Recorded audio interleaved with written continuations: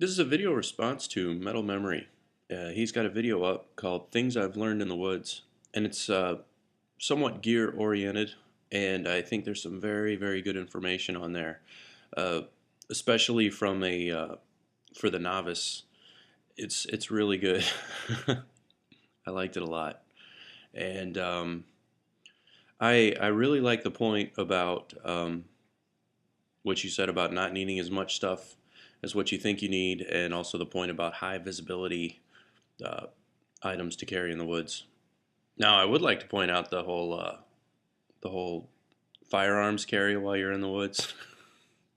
That's funny what you mentioned. The take the plunge thing. Somebody's got to ask him about that. Oh, anyway, um, I would like to take a non gear oriented look at what I've personally learned in the woods. That's assuming that you don't. A couple things I would like to say about gear first is that one, mental memory is right. You don't need nearly as much as what you think you need, and the way that you can find out about that is a trick that I learned way back when I was probably 13 years old. And here's the trick: whenever you go on an outing, use every single item that you've brought with you, except for the first aid kit. So if you've brought a bow saw, an axe, a big ass knife, 20 sweaters, 3 pairs of pants, everything gets used at least once. I mean, yeah, people look at you silly when you're wearing your raincoat for a certain amount of time, but it gives you an idea of what you will really need to bring. And there's nothing wrong with having not quite enough.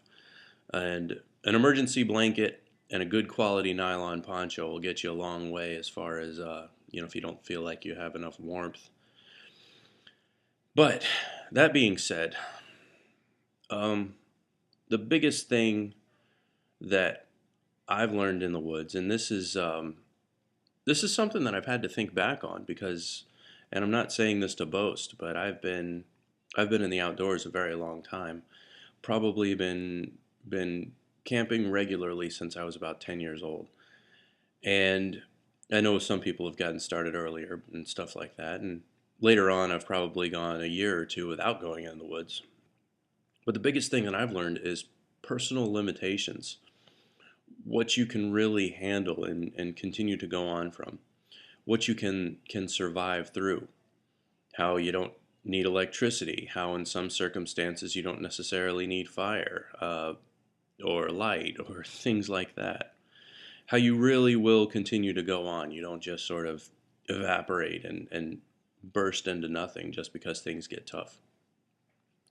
Uh, Backpacking can teach you a lot about yourself as far as endurance as it pertains to both mental and physical. When you have a location that you're hiking towards, even when it gets tough and your legs feel like they're blown up, you feel like your pack weighs 10 more tons than what it weighed when you first started out on the outing, but yet you make it to your destination and you make it to that waypoint. And it teaches you about yourself and it teaches you about what you can overcome. And I think that's a big deal. And I think that many people would do well to explore those limitations, and they would do well to overcome what they feel is a limitation. So that was my 2 cents on it. Everybody check out that video. I think it's really good. And I appreciate the post, bud. And we'll see y'all later.